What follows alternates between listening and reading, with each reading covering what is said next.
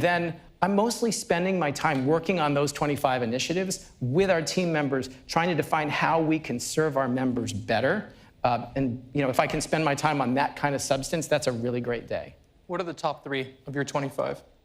So not going to announce all of the details of these sorts of things, but I'll tell you a little bit about the top 1, and that is that we have reignited the innovation engine for us as a company. And so focusing on the products and the experiences that we're going to offer over the next few months is absolutely my number 1.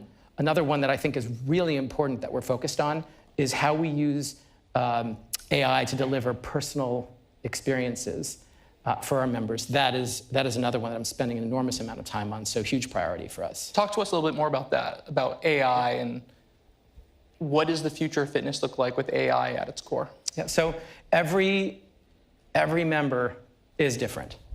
They all have different intents for why they choose to become a member of Peloton. That can change over time, so we need to not just get to know you, but we need to evolve along with you. Every member is different in terms of their baseline level of fitness, their level of commitment, their level of confidence. And so one of the things that I really value is the human coaching that our amazing instructors provide at Peloton, but I want to find ways to scale them by creating individualized programs for each of our members so that they can get the right class from the right instructor that's personalized for them. A really simple example of how we're doing it right now is that we do something called power zones on bike, or we do pace targets on tread, where we actually set individualized speeds or levels of effort for each of our members. But then we've introduced a new set of features called personalized plans. And we've had, at this point, I think over 600,000 of our members have started a personalized plan. And the system basically understands your goals and then builds a plan out for you. And we deliver real results with these sorts of things. So just to give you an example of how this stuff really does make a difference, for example, when one of our members buys a treadmill, within the first 4 weeks of using the treadmill, we're on average, reducing their mile time by 30 seconds. Right? So we can make real differences in somebody's conditioning. And that translates not just into more confidence and better performance as an athlete, it translates into a longer life. What about data collection, so you can get some more information about the user and then use AI to optimize their workouts? Do you need a wearable? Do you need a new heart rate strap? Do you need more sensors on the treads and bikes themselves? Yeah, we're very lucky in this regard, in that our members are doing a lot of that hard work for us. So we have a great partnership with Google Fitbit, for example. We have done integration with Gurman smartwatches, because a lot of top athletes choose that. And we also are working with the Apple Health app to make sure that we can import data from there. A very large fraction of our members have an Apple Watch. And that Apple Health app basically can act for many, many members as basically a Rosetta Stone for us, allowing us to get access to the data that we need with the permission of the member. Once we have that data, now we can use the third-party information that our members are providing us. But we have such rich first-party information on our members as well, based on the workouts that they're doing on our machines and how much they're pushing themselves. If they have a watch, we can look at their heart rate and we can impute then how much effort they're expending. And if they don't have a watch, we can basically compare them with members who do have one. And so we can basically determine how hard you're working. And we can, for example, calculate things like a cardio fitness score. So I'm really excited about how we'll be able to use data to deliver ever more personalized experiences for our members. So you said you did a workout this morning. Obviously, Peloton's based in New York, so you're here, probably stayed in a hotel. Yeah. How important is the hotel business and the gym business to Peloton under Peter Stern, and compare it to someone buys one for their home business? Yeah, so the nice thing about this is these are not either-or situations. I think it might have been perceived that way in the past, but it's absolutely not. Let's take travelers in hotels as an example. If you're the type of person who is in a hotel, then you're a person who is investing in yourself. You have some ability to pay for a service. and you're going to a hotel gym, you are really committed to taking care of yourself. That is a situation where we should have Peloton equipment everywhere. I'm really happy with the partnerships we have right now with Hilton and with Hyatt, where we have Peloton equipment in most of their gyms.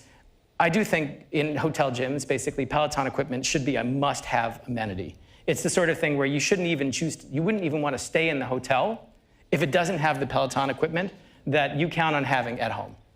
And then that's a great way for us to meet new members because some people might not have had a chance to try our equipment out, but while you're traveling at a hotel gym where you've got a little time on your hands, that's a great way to do it.